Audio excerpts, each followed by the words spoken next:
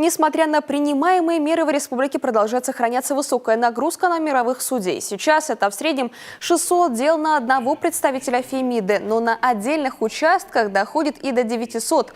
Больше всего работать им приходится в Сыктывкаре, Ухте и Воркуте. Не спасает ситуацию ни общий тренд на снижение численности населения, ни обеспечительную работу, которую проводит Минюст региона. В частности, после обращения с мест увеличена штатная численность технического персонала.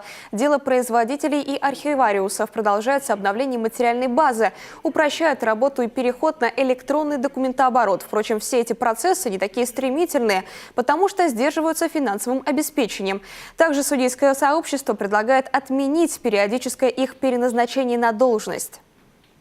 Сейчас среди всех судей общей юрисдикции только полномочия мировых судей ограничены сроками. Знаете, да, что у нас мировые судьи назначаются Госсоветом вначале на 3 года, да, потом на 7 лет и дальше на 7 лет. В других регионах эти сроки разные. Где-то назначаются они первоначально на 5 лет, да, потом на 10, в общем-то.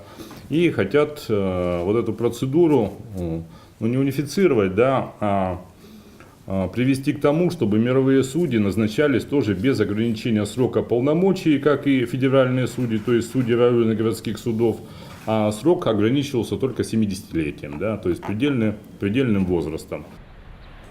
Изменение может коснуться и присяжных, которые начали работать в России около полгода назад. Перечень уголовных дел, которые они смогли бы рассматривать, предлагается расширить. Пока в Коме с их участием рассмотрено всего 2 таких.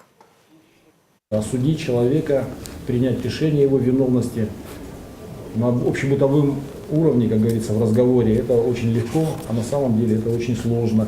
А тем более в тех районах, которые наши небольшие районы, где проживает маленькое количество населения, где все друг друга знают. И с этим грузом ответственности, конечно, очень будет тяжело справиться. Хорошая новость. 2-й год подряд снижается количество уголовных дел, поступающих в суды. А по разбоям и вовсе в 3 раза. Положительная динамика по несовершеннолетним. Количество преступлений против них сократилось на 1/4.